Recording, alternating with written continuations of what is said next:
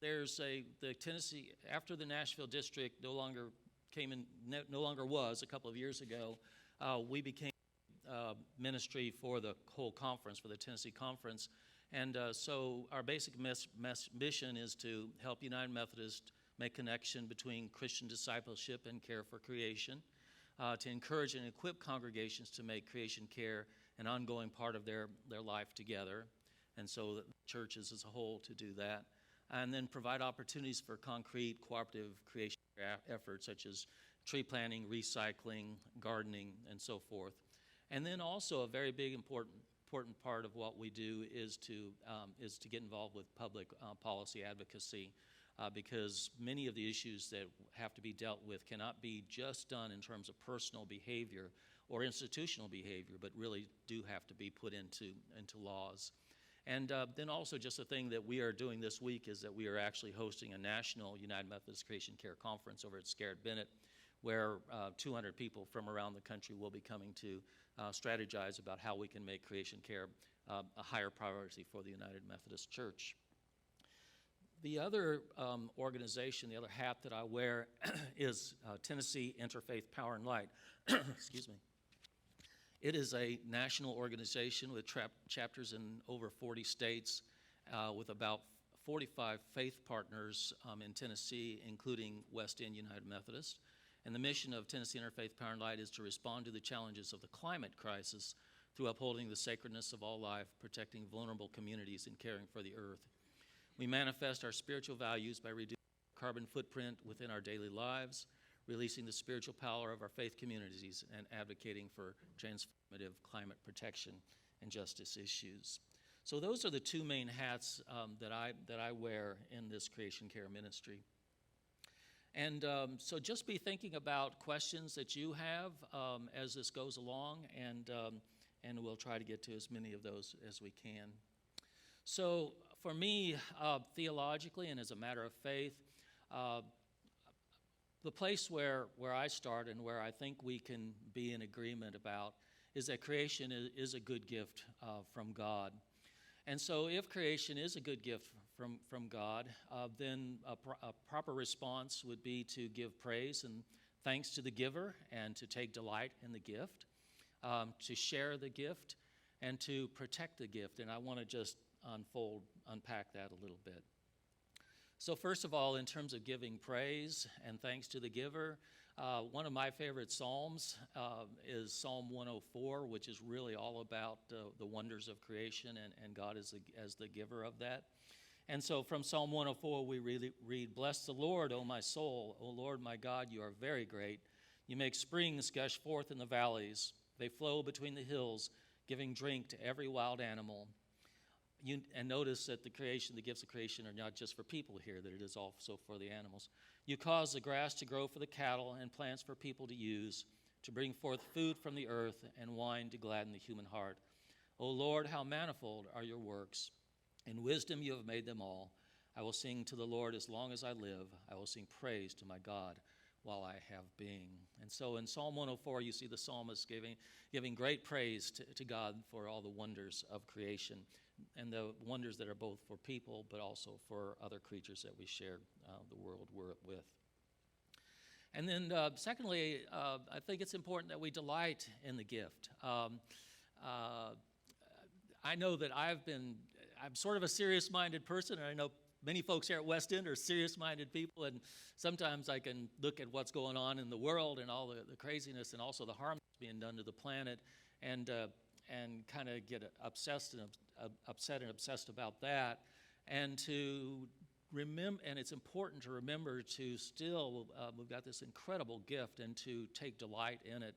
And so I try to make a habit of that.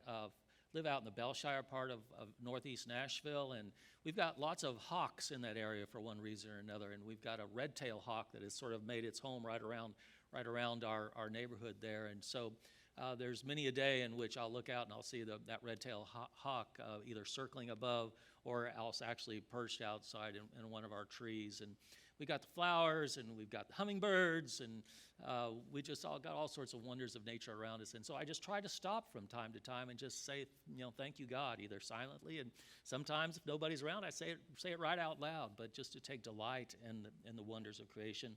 This is a favorite poem of mine from E.E. Cummings, which I think expresses delight. He writes, I thank you, God, for most this amazing day, for the leaping, greenly spirits of trees, and a blue, true dream of sky, and for everything which is natural, which is infinite, which is yes. I who have died am alive again today, and this is the sun's birthday. This is the birthday of life and love and wings, and of the gay, great, happening illimitably earth. How should tasting, touching, hearing, seeing, breathing, any lifted from the know of all nothing, human merely being, doubt unimaginable you? Now the ears of my ears awake, and now the eyes of my eyes are opened. And I just think that beautifully expresses a wonder and delight in the gift of creation. And there's just a child delighting in a butterfly. So give thanks to the Creator, the giver of the gift, take delight in the gift, and very importantly, as people of faith and as Christians, we are to share the gift. Really, truly, the commandment to love our neighbor as ourselves, a big part of that is sharing the gifts of creation, isn't it? And all of the good things that God has given us. And so for me, this looking at sharing the gift is where the commandment to love our neighbor and care for creation intersect. And here it shows where a well was put in one of the countries of Africa as an example of sharing the gift. And as we think about sharing the gift of creation as people of faith, as Christians, we know that Christ called us to pay special attention to the least of these, to the poor, for those who are struggling in various ways.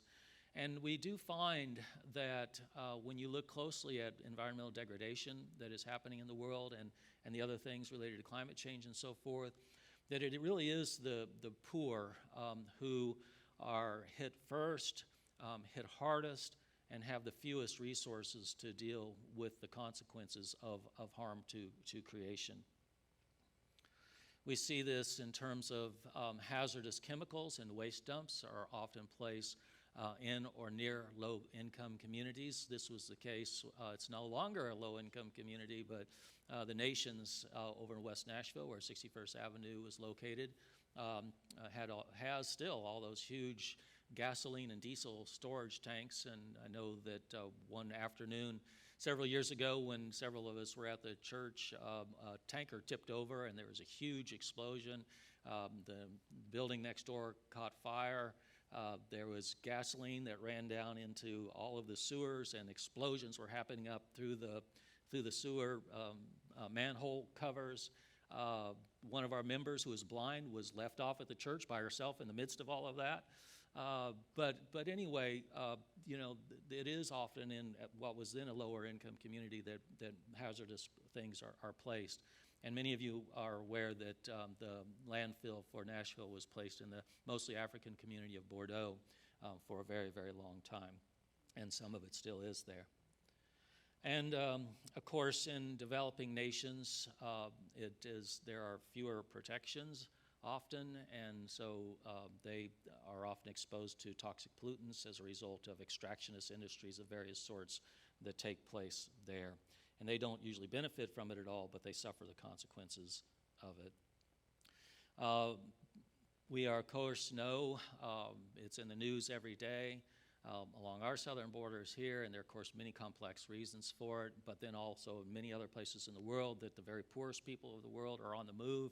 And in many cases, this is related to environmental degradation, to land that has been overused and is no longer productive, or due to drought, or due to floods, or whatever it might be, that there's these things that are happening in these places that are causing people to no longer be able to live where they have lived for centuries and are now on the move. So we start with the importance of sharing God's good creation with others, and particularly thinking about how the poor need to be included in that. But we are also to share with other creatures, as the Psalm 104 indicated. And there again, from that particular psalm, it says, all of these look to you to give them their food in due season. When you open your hand, they're filled with good things, talking about other creatures than human beings. And I think that you all are an educated bunch. I don't need to tell you this, that our well-being is, and our entire existence, our ability to live at all, is entirely interconnected to the well-being of the rest of creation. All of life is deeply interconnected. The web of life is extremely complex, and when it is harmed in any place, all of it is harmed. And we are learning more and more and more that this is the case as the world becomes smaller and smaller. So our health is tied to the health of the many ecosystems of the earth. And this is just an example of honeybees, which play such an important part in our agriculture. And this is a canola field. And the bees are brought in there to help with pollination. But pollinators of all sorts are under tremendous pressure because of the use of different types of biocides. And this little guy is a poison dart frog. And the reason why I have him there is, one, I think he's just absolutely beautiful, or she, I'm not sure. And this is just to point out that the rest of creation has intrinsic worth, that we should not view the rest of God's good creation just in terms of how it benefits us, but to realize that it is a wonder and a beauty of its own and intrinsic value of its own, quite apart from what we might make use of it. And the reason why I have this little guy is because there's just, he and she, both of them have this wonderful life cycle that involves carrying their little tadpoles, I think it's something like 100 feet up a tree, and they deposit those little tadpoles into the leaves at the top of this tree that hold water. This is in tropical forests, and then they lay an egg that's infertile in there so that little tadpole has something to eat. Just watch David Attenborough's film on frogs sometime, and you will walk away amazed. So this is a wonderful little critter. So intrinsic worth. And so we share with others the poor, we share with other creatures. And I think, for me personally, at my age, increasingly the importance of thinking about the future generations is just, for me, a matter of faith, a matter of values, a matter of the heart, that when I think about all of the devastation that is happening across the earth, it does break my heart sometimes to think about what we are leaving for our children and our grandchildren and future generations. And it's just kind of come into my consciousness recently that the babies that are being born now, most of them, many of them for sure, will see the 22nd century. And so when we hear about, and at the turn of the next century, climate change will have these impacts, and it can seem really, really far away, which in some ways it is, but the little ones being born today will see that, and they will live with those consequences. So I think this is a huge moral issue for us. And as a baby boomer, I know that our consumption habits were just beyond any sort of reason, and that we bear a large responsibility for some of what has happened, and we still have the power and the ability to help make things better for the future. So we share the gift, and we protect the gift. And I do believe that as people of faith, that there are different times as in the history of the church and our history as people trying to be God's people, where we are called to certain types of ministries in a very special way. And right now, I feel like we are being called at this time in history to the ministry of caring for this wonderful gift of creation that is under so much threat. We have essentially upset the balance of creation. Our social and economic systems and our patterns of behavior have not been adapted so far for healthy interrelatedness with creation. We see this in our transportation systems, In 2017, vehicle emissions here in the United States passed energy production as the #1 source of greenhouse gases here, as again I say, here in the United States. Energy production, carbon-based production of power for homes, businesses, industries, is the #1 source of greenhouse gases and other pollutants worldwide. Agricultural practices are some of the hugest things that need to be changed, one of the hugest things that needs to be changed. We're aware of how fertilizer runoff impacts our waterways and creates dead zones, like that huge dead zone in the Gulf of Mexico. Creates algae blooms that affect the health of waters. Overuse of biocides, as I was referring to earlier, results in the harm to our pollinators that we just absolutely depend upon, and again, they have intrinsic worth. And also such things as fence post to fence post planting with no room for anything to grow other than corn and wheat and so forth. And then the soil depletion. We just have this very thin crust on the earth of fertile soil, and we're not doing everything we need to do to care for that. Waste disposal. I like the expression I heard a couple years back that there is no such thing as away. In the words, a throwaway. Where is away? There is no away. It goes somewhere, and this is just the Middle Point landfill in Murfreesboro, where most of the garbage from Nashville goes to. And then there are just unsustainable consumption. This is a picture of the Colorado River Delta. Colorado River no longer makes it to the ocean, or to the Gulf of Cortez, I think it is, California Gulf. Just because so much of the water is used before it gets there, it can no longer get to the water, to the sea. And we're just becoming more and more aware that population has doubled in the last 30, 40 years, something like that. And we just cannot continue to consume at the rate that we are. The Earth is a finite thing. We're going to be having all these programs about the shot to the moon, the moon landing here in the next few weeks. And look back and see that little blue marble in space, and we are just aware of the fact that it is just that. It's not anything else. We should not place our hopes on colonies of Mars and Moon and so forth. We have this little planet to care for, and we've just realized that it's got finite resources. And by the way, I think that is part of the parable of the fall, is that Adam and Eve were put in this place, and it had plenty, but then they wanted more, and the results were bad. And I think that's a little bit of a parable for our times. There's plenty if we will just recognize that there are limits. So some of the hard realities that are consequences of this, of course, habitat destruction. This is an example of deforestation. Soil loss, which I mentioned previously. Climate change, which is going to be the topic of Matthew's talks the next couple of weeks. Here we've got on the one side the California wildfires, the results of those, and on the other side a picture from, I believe that's from Puerto Rico. And the extinction of species and loss of biodiversity. The depletion of the ocean fisheries and die-off of coral reefs. Again, this is related to warming of the seas, as well as acidification of them from carbon dioxide, and just old-fashioned pollution of air, water, and soil.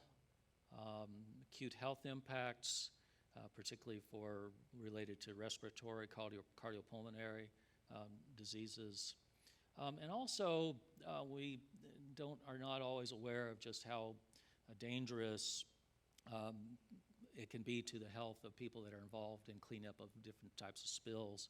And perhaps you have been following, the Tennessean has been, it's actually the Knoxville paper, but the Tennessean's been picking it up, about the incredible number of people who have died or are very, very, very seriously ill who are involved in the Kingston plant coal ash spill that happened in 2008. And deadly heat waves, and I did not know this but this is from NOAA. National Oceanic and Atmospheric Administration, that deadly heat waves are the #1 weather-related cause of death in the United States. And of course, you know, when the Earth is devastated and it cannot be provide the food that is needed, then that leads to hunger and starvation, and also to social disruption and war. These are refugees who were turned back at, I can't remember, I think this is maybe in Chad, where they were turned back from the border, and of course we are seeing this happening all over the world. So I always try to keep a balance between recognizing that there is an urgency to all of this. We cannot just continue business as usual. The Earth really is under tremendous pressure, and what we are doing now cannot be sustained. It just simply cannot be.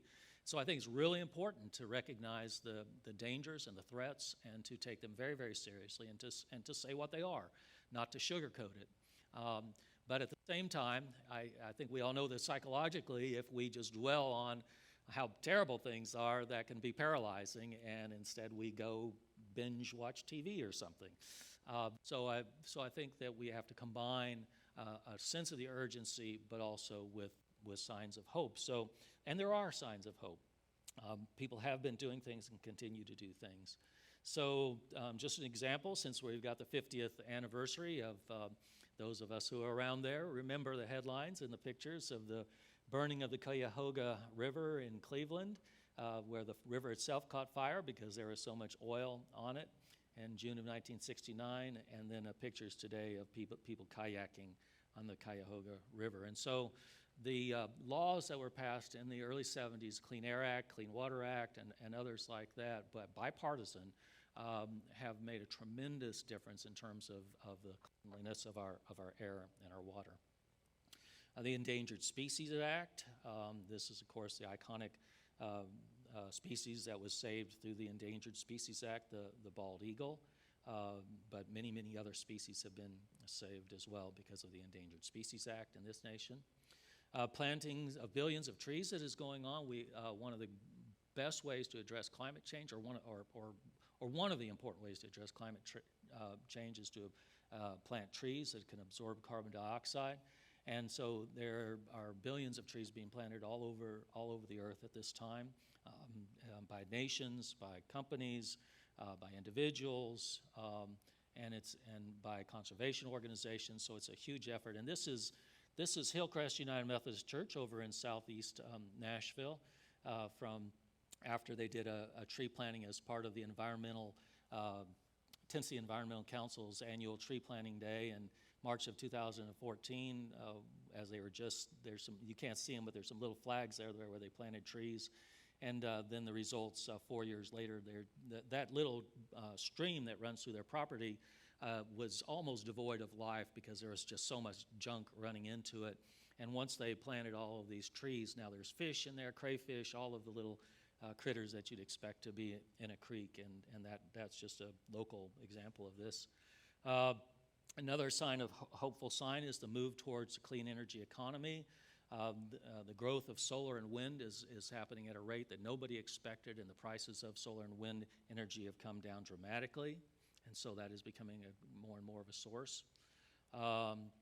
One example of international cooperation that is very important and that serves, I think, as a model as we move forward is the Montreal Protocol, ozone layer protection protocol, that, as many of you are aware, the ozone layer was being depleted because of different types of chlorofluorocarbons and refrigerants and aerosol propellants and so forth that were being used so widespread that even just little bits of that was causing damage to the ozone layer. And there was an agreement in Montreal, I think it was around 2000, I can't remember exactly, that eliminated most of that, and the ozone layer is coming back. And so that's an example of where internationally people work together to address a global issue. And the Paris Climate Accord of 2017, or 2015, which has the goal of keeping global warming from rising less than 2 degrees Celsius, which is 3.6 degrees Fahrenheit, since the Industrial Revolution, and ideally less than 1.5 degrees Celsius. That's what we really need to aim for. Currently, it's around 1 degree rise, and so the nations are cooperating to figure out ways to make sure that it doesn't get much higher than it currently is. And all 197 UN member nations signed the accord and are working on it. The United States, as most of you know, announced its withdrawal. The president announced its withdrawal a couple years ago, but that doesn't go in effect until the fall of 2020, and the decision to withdraw is reversible. But other nations are moving forward, doing what they can to keep within these limits, and that's a good thing. But lack of U.S. leadership is still a problem there.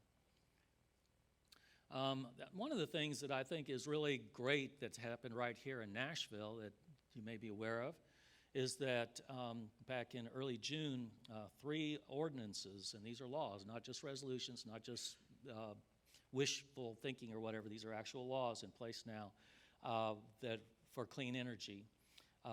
Councilmember Freddie O'Connell was the main sponsor of these and took the real leadership on it. But he worked closely with our organization, Tennessee Interfaith Power and Light, and with the Creation Care Ministry, with Sierra Club, with other organizations to craft this legislation. He worked closely with the mayor's office and with the Office of General Services, and came up with 3 ordinances that were passed unanimously, by the way. One having to do with a zero emissions fleet by 2050, and there are benchmarks so that every 5 years you get closer to that, and then by 2050 you're there 100%. And then green building standards requires the Department of General Services to develop a strategic energy management plan for reducing energy and water use across metro-owned buildings. And they are actually, saw a hearing about that. They are actually excited about this. It's what they want to do, and they are really glad that they've been told by Metro Council now to go for it. And so they're to present a plan by July 1st of next year. And then maybe the biggest thing is that Ordinance 1560, which calls for 100% carbon-free energy usage by Metro government by 2041, and again with annual benchmarks where every year you get closer to that. So it's not like we're just waiting to 2040 and then, oh, we'll do it.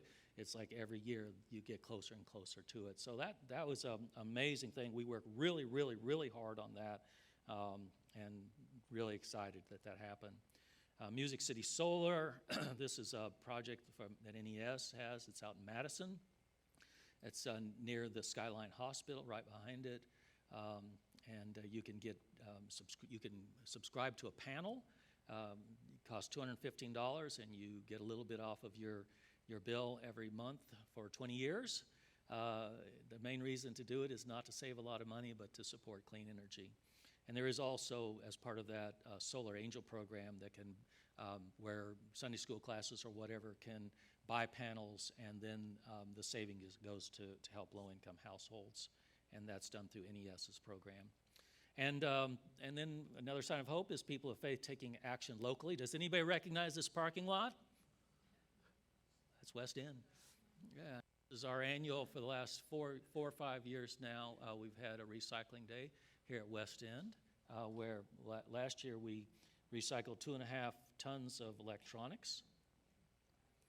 And then, of course, there's stuff going on all over the world by people of faith and just people in general. And then, of course, finally our source of hope is God's life-giving, healing, and renewing love, which is the foundation for all of our hopes. So thank you, Heath. Let's give Heath a hand for holding the... So that's what I wanted to share. And looks like we've got about 10 minutes. I went a little bit longer than I wanted to. But please, thoughts, questions, comments, no rotten eggs, please. But